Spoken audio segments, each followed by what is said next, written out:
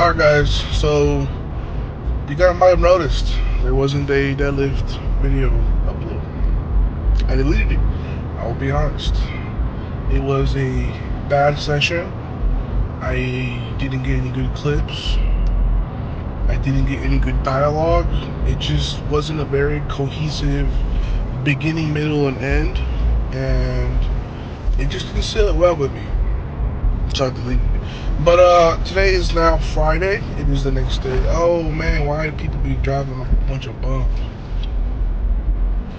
Today is, I think, the 14th. Me and Carlos are headed to the barbershop because gotta get cleaned up before Worlds. Unfortunately and very sadly, nobody was cutting hair Saturday or Sunday. So I'm having to come get my hair cut Friday morning before our training session. But I mean, typically about 10 days into a haircut, my hair still looks okay. So I'm not really trying to go looking flashy.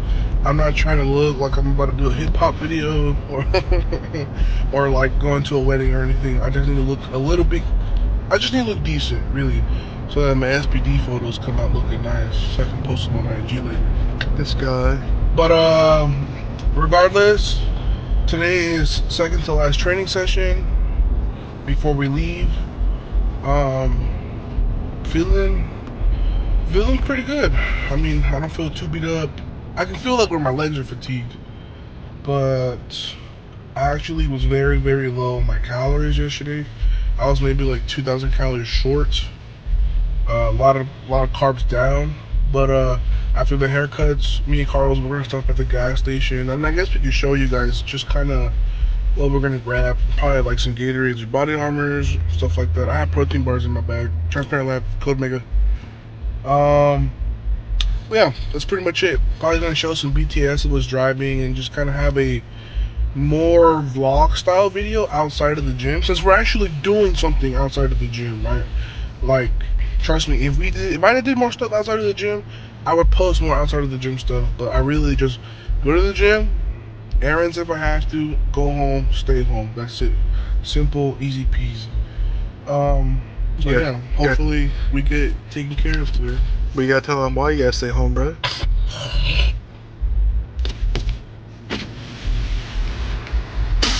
Oh, a shotgun. We stay home because it's the right thing to do when you are trying to be the best athlete that you possibly can. This guy. So I ordered this tripod that's like has like these flexible little legs, and I wrapped them around my my rearview mirror. So I'm gonna have to make sure I look at my blind spots and stuff while I'm driving. But officially done with the haircuts. It's out there 3 hours. Oh no! Oh, you fool! Can you reach that, Carlos? Yes, I can. I'm 6'3". Okay. I'm actually very happy with this because it's a cool angle, and like now I can safely vlog while I drive, but I lose my rearview mirror. It's a one-loss situation. Yeah, it's not bad. So check the cut. I don't know if you guys can see it right now. The lighting in here is kind of botched because we're driving. Well, we'll get a better look at it at the gym. But me and Carlos just got done getting haircuts. We're now on the way to the gym. And don't forget, anyways, we're headed to the gym. Gotta make sure I put it on the GPS. How much was it? 40? I really like how Apple, I like it, but I don't, because if you think about it, it's kind of creepy. But if you have an iPhone, it familiarizes the common locations that you go to. There. 6:45. No rearview mirrors, kind of cheeks. Yeah. So it familiarizes the locations that you go to, and it like saves them for you. So Apple keeps track of all of this information, and in hindsight, it's helpful sometimes, because if you forget to put where you live, it saves it as home. If you forget to put where you work is, like it lets you know where it is, right? So when you connect to our Apple CarPlay, it just kind of says like, oh, going to work, or oh, going home, which is dandy and all, but you gotta take everything with a grain of salt, right? Gotta, not saying be like a conspiracy theorist, but like kind of think a little. Don't just let things be how they are, right? So yeah, it's gonna be a nice little 14-minute drive. Probably gonna stop like at the, I think there's like a Circle K around the corner. We'll probably stop there. Probably record some of that too. And then after that, we're just gonna like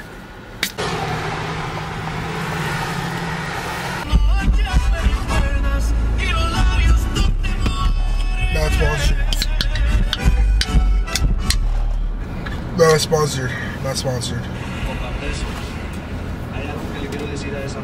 Not sponsored. But will we gladly be sponsored? Me, I would like to be sponsored by us.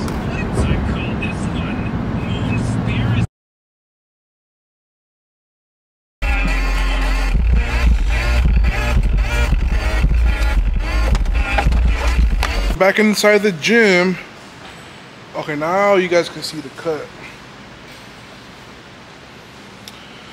But we're back inside of the gym. I remember now, I hate recording in my truck. Actually, I hate recording before I get into the gym for one particular reason. My hands are full. I have to carry my backpack. I have a tote bag where I have my iPad, my water bottle, a shaker cup with my protein. I mean, I didn't, since everything's kind of out of whack because I had to get an early morning haircut. I normally get haircuts on Wednesday, but today, obviously, because I leave on Monday, no haircuts over the weekends. So, just a little out of whack. I don't have my post-workout shake with me. I didn't take my pre, so I had to settle for a Reign, which, I mean, it's an okay substitution. But I did get a Gatorade Light, the premix ones from Circle K. So I am okay with electrolytes. I'm just probably gonna mix that. I'm probably gonna chug half of it right now and then mix the other half with my 64-ounce jug, and that'll be it. But anyhow, I'm about to switch over my camera to my big tripod so I can leave it in a more stationary position, and then, you know, we're gonna get to rolling, get to grooving and wheeling.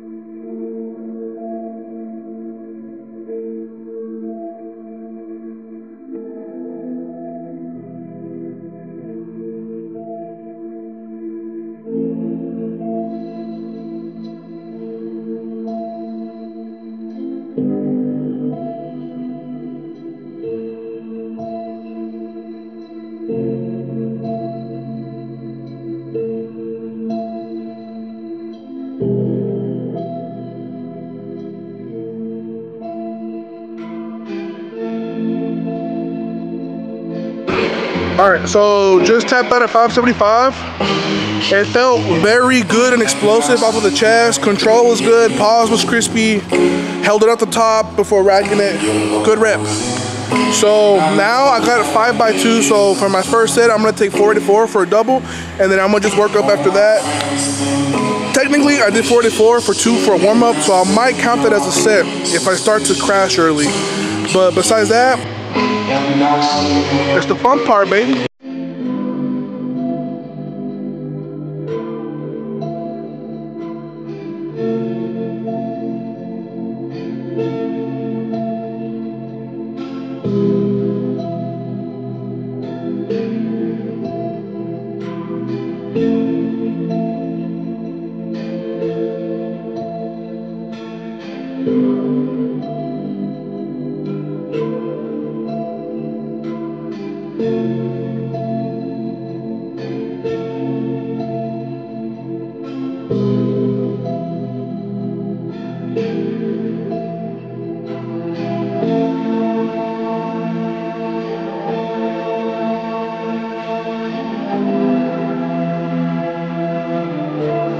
Literally the strongest bench session that I have had since before Sheffield. And I know, like, I feel like I'm reiterating myself and I'm just being highly repetitive because I keep referencing Sheffield, right? But those blocks leading into that meet was just some of the strongest blocks that I've ever put in my life. Like, I felt untouchable, I felt unbeatable, and I just felt invincible because, like, I literally was hitting whatever number I literally could imagine that I was going to hit on the day. And then obviously these last 3 months after Sheffield has been some of the most, like, illness, well, maybe illness is too strong of a word, but I've just been sick. I was sick for like 2 to 3 weeks before I started recording. I had an abdominal tweak like 6-7 weeks ago.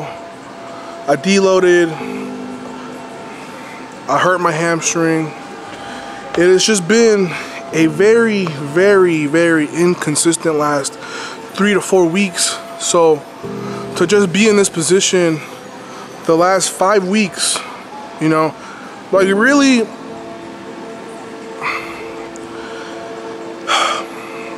there is a high degree of insecurity going into this competition. And I don't mean like lack of confidence. It's merely like, it's like I'm on my edge. I'm on my toes. I am anticipating a highly competitive bout amongst a few other guys, right? There's this one guy from the Middle East, just squatted 450 kilos, tagging a story. That motivated the hell out of me. It inspired me to go beyond, right? And you guys saw it. I literally hit 562 for a double. That is an all-time PR. I don't really know what's the most I've hit for like a double, but I know my heaviest triple was 553. So now I hit 562 for a double. That second rep was a grinder. It just felt like it wobbled in my wrist a little bit. So, you know, but we got it. I still finished it. And you guys have to take into account, like, there's a lot of variables that I can blab on about, but it doesn't matter. Like, I came in here and I had a phenomenal workout. I hit everything that I possibly could on the head of the nail. So I get to walk out of the gym with my head held high because I put the work in. I did the work. Everything was feeling like I'm ready to go. I am as ready as I will ever be with the circumstances that I've been given, and I am going to give 110%, and I can as long as I leave everything out there, I can accept whatever consequences, even if for whatever reason, God forbid I have another bad day, but my effort is 1,000%. I can live with that. I can live with that, right? But I mean, obviously we're gunning for gold. Gonna try to get gold on as many lifts as possible. Like, that's the thing. We're not really coming into this meet trying to go for any kind of world records or PRs. We just want to go in there, execute and win, and just show the world and go prove once again that I am the best super heavyweight, the strongest natural power lifter in the world. So thank you, Jesus, for just allowing me to make it this far, and just to allow my hamstring to recover, and just for the support and love that I've been getting on YouTube. I cracked 2,000 subscribers like 3 days ago, and I think we're already at 2.2. So this has been it's been nice kind of investing my energy into something else other than Instagram, right? It's a different kind of content. It just feels more wholehearted. It feels more genuine, and at least this way you guys get to actually interact with my thoughts, my processes, my philosophies, etc. But that's enough yapping. One more session, well, technically 2, maybe 3, but one more heavy session. I will see you guys Sunday night. I'm going to try to hit close to my squat opener, and we have some deadlift. So it's gonna be a squat deadlift day on Sunday night, and I'm gonna show out. I'm gonna put my heart where my mouth is. I'm gonna put my foot where my mouth is. I'm putting everything on the line. Long story short. So, but all right, guys. I'll probably do some accessories. I'm not sure, and then just gotta go eat, go home, rest, chill, let my mind decompress, relax, and just, it's almost time to get to Lithuania, baby. That is going to conclude second to last heavy session. I actually went a lot heavier than I was expecting today. I was honestly coming into this session with a preconceived notion of just kind of calling it at 551, but 575 moved crispy. It was not perfect, but perfect for the situation. But I'm just wanted to show you guys something, because I'm actually going to try to edit and upload this video later today, just because today is technically the release of a particular item that I am installing fanatically to show you guys in 3, 2, 1. Now, it might not seem all that hot because it's been in the bed of my truck this whole time, but guys, that is the MG1. The blue is supposed to be as close as possible to Godzilla's atomic breath, you know, because that's just kind of the fictional character that I've resonated with greatly, because he's the king of the monsters, and the super heavyweights are a bunch of monsters. So it brings me great joy to be able to bring something like this to life. I just want to give a quick shout out to the One Hun team, Ricky, you know, Jan and Bella and everybody who's just kind of made this possible. This has been something that we've been working on for almost a year, really. So, man, I just want to say glory be to God. But supply is limited.